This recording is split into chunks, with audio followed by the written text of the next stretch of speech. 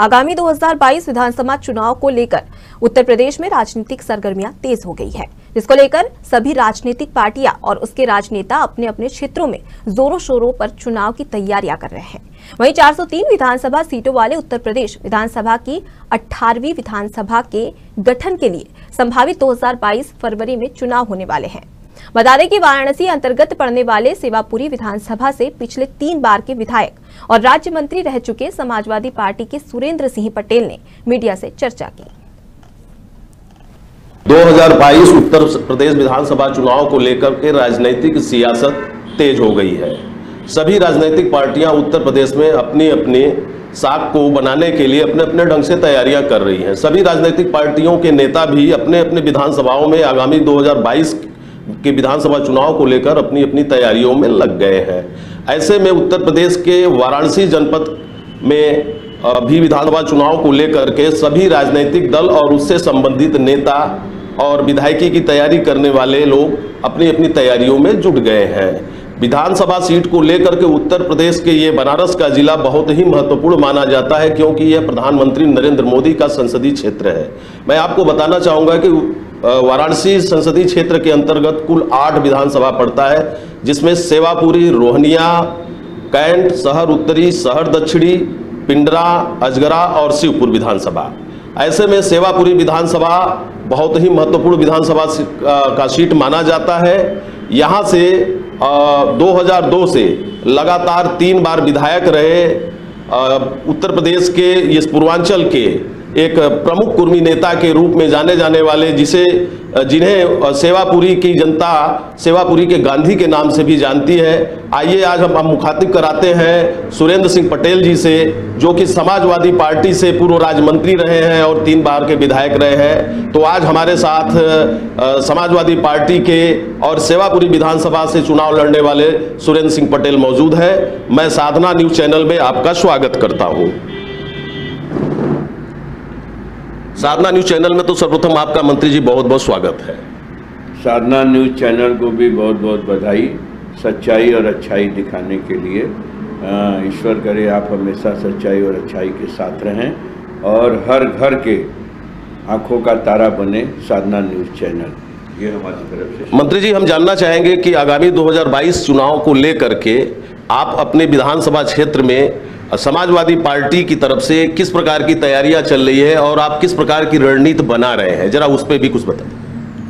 हम तो देखिए तैयारी, हम तो जब से लगातार 3 बार विधायक रहे, 2 बार गंगापुर, 1 बार सेवापुरी, 1 बार रोहनिया, ये दोनों विधानसभा सेवापुरी और रोहनिया हमारी गंगापुर विधानसभा सीट से कट करके बनी है।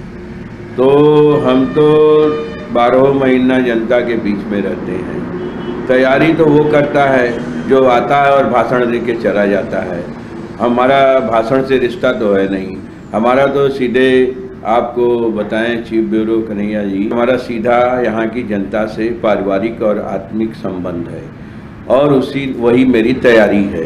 12 महीना 365 दिन मैं लोगों के सुख दुख के उसमें रहता हूँ। मैं मिनिस्टर था तब भी मैं शनिवार और रविवार यहाँ परमानेंट रहता था और जिस दिन मेरा लखनऊ काम नहीं था मैं अपने क्षेत्र में ही रहता था। क्योंकि मैं राज्य मंत्री था, हमारे कैबिनेट मंत्री दूसरे थे, इसलिए हमारे पास कोई बहुत बड़ा काम नहीं था। इसलिए हम जनता की सेवा, उसका सम्मान, उसका विकास ये हमारी प्राथमिकता है और वो तैयारी हमारी 365 दिन रहती है। आपकी इतनी लोकप्रियता है इस विधानसभा क्षेत्र में, जहाँ से आप 3 बार विधायक रहे और राज्य मंत्री भी रहे, तो क्या ऐसा कारण बना कि 17वीं विधानसभा के गठन में जो 2017 में चुनाव हुआ, जनता ने आखिर क्या ऐसा कारण बना, आप क्या ऐसा कारण को मानते हैं कि जनता ने आपको नकारा? क्या कमी रह गई थी? नहीं, जनता की कोई कमी नहीं थी। जनता ने हमें 3 बार यहाँ MLA, मिनिस्टर, विधायक बनाया। मैं जुमलेबाजी से हार गया। 2014 में जो यहाँ जुमलेबाजी का दौर शुरू हुआ कि भाई अच्छे दिन आएंगे और महंगाई मिटेगी, बेरोजगारी घटेगी, हर साल 2 करोड़ नौकरी मिलेगी, केंद्र का पैसा आता है, प्रदेश की सरकार नहीं उसको इस्तेमाल करती है और यहाँ की जनता भ्रमित हो गई। एंटी इनकम्बेंसी के नाते मैं यहाँ चुनाव हार गया। आज मैं चुनाव हारा हूँ, गुडविल नहीं हारा हूँ। अगर मैं गुडविल हार जाता तो दोबारा मैं जनता के बीच में नहीं रहता। आज ये स्थिति है सेवापुरी विधानसभा क्षेत्र की कि कोई भी लड़े, हमारा चुनाव जनता लड़ने को तैयार है। हमारा चुनाव जनता कह रही भैया चाहे कोई भी लड़े, हमारे तो विधायक सुरेंद्र पटेल रहेंगे, और इस बात का आप मूल्यांकन जाके कर सकते हैं पूरे क्षेत्र में। तो मैं केवल एंटी कम्युनिटी के नाते और 3 बार था जुमलेबाजी के नाते, अच्छे दिन, महंगाई, बेरोजगारी, लोगों ने विश्वास किया कि हो सकता है डबल इंजन की सरकार आवे तो 15-15 लाख भी मिल जाए, नौकरी भी मिल जाए, अच्छे दिन भी आ जाएं, महंगाई भी घट जाए। पहले 350 का सिलेंडर था तो भाजपा वाले लेके धरना प्रदर्शन करते थे कि बहुत हुई महंगाई की मार, अब चाहिए भाजपा सरकार। अब 1000 का सिलेंडर हो गया, 200 रुपये सरसों का तेल हो गया, और आपके 100 रुपये पेट्रोल हो गया, 90 रुपये डीजल हो गया। अब ये जनता इंतजार कर रही है, अब कोई जुमलेबाजी नहीं चलेगी। अब 2017 में जो चुनाव आ रहा है उसमें भारतीय जनता पार्टी की जमानत जब्त होगी, और इस चुनाव को जनता लड़ रही है, सुरेंद्र पटेल नहीं लड़ रहे हैं, जनता लड़ रही। सरकार आवे तो 15-15 लाख भी मिल जाए, नौकरी भी मिल जाए, अच्छे दिन भी आ जाएं, महंगाई भी घट जाए। पहले 350 का सिलेंडर था तो भाजपा वाले लेके प्रदर्शन करते थे कि बहुत हुई महंगाई की मार, अब चाहिए भाजपा सरकार। अब 1000 का सिलेंडर हो गया, 200 रुपये सरसों का तेल हो गया, और आपके 100 रुपये पेट्रोल हो गया, 90 रुपये डीजल हो गया। अब ये जनता इंतजार कर रही है, अब कोई जुमलेबाजी नहीं चलेगी। अब 2017 में जो चुनाव आ रहा है उसमें भारतीय जनता पार्टी की जमानत जब्त होगी, और इस चुनाव को जनता लड़ रही है, सुरेंद्र पटेल नहीं लड़ रहे हैं, जनता लड़ रही है, और जनता इसका जवाब देगी झूठ का। अभी प्रधानमंत्री नरेंद्र मोदी जी के द्वारा 3 कृषि कानून बिल वापस लिए गए, ये किसानों के लिए कहां तक हितकर है, या इस पे आप क्या कहना चाहते हैं, आपकी क्या राय है? वो देखिए, वो जो बिल बनाया गया था किसानों का, किसानों से तो पूछ के बनाया नहीं गया था।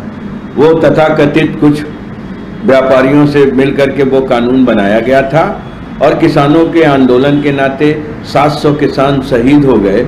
मैं उनको श्रद्धांजलि अर्पित करता हूं। सबसे पहले तो किसानों को श्रद्धांजलि अर्पित करनी चाहिए थी।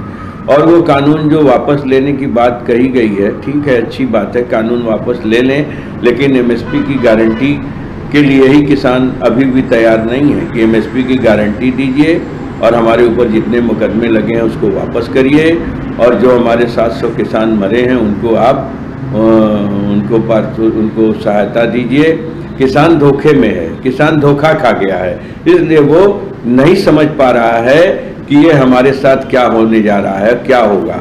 अब किसान जब पूरी तरह से अस्वस्थ हो जाएगा, पूरा विश्वास हो जाएगा, तब वो किसान अपने आंदोलन को समाप्त करेगा। वो किसान अब किसी राजनीतिक दल पे भरोसा नहीं करने वाला है। ये कृषि प्रधान देश है। आज तक जितने भी राजनीतिक दल बने, सब ने किसानों को ठगा, किसी ने आमदनी उसकी दूनी नहीं की।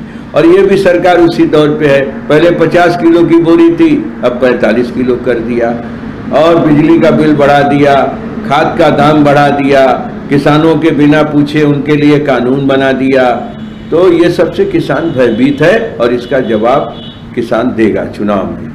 इस बार जैसा कि देखा जा रहा है कि समाजवादी पार्टी के राष्ट्रीय अध्यक्ष अखिलेश जी छोटी छोटी पार्टियों से गठबंधन कर रहे हैं, और पूर्वांचल के एक कह सकते हैं कि एक बड़े नेता के रूप में ओम प्रकाश राजभर जी का भी नाम आता है, जिनकी कुछ पिछले विधानसभा में कुछ सीटें आई भी, और वो भाजपा की अलायंस पार्टी रही है। इस बार समाजवादी पार्टी के राष्ट्रीय अध्यक्ष अखिलेश जी छोटी छोटी पार्टियों से गठबंधन कर रहे हैं, और पूर्वांचल के एक कह सकते हैं कि एक बड़े नेता के रूप में ओम प्रकाश राजभर जी का भी नाम आता है, जिनकी कुछ पिछले विधानसभा में कुछ सीटें आई भी, और वो भाजपा की अलायंस पार्टी रही है।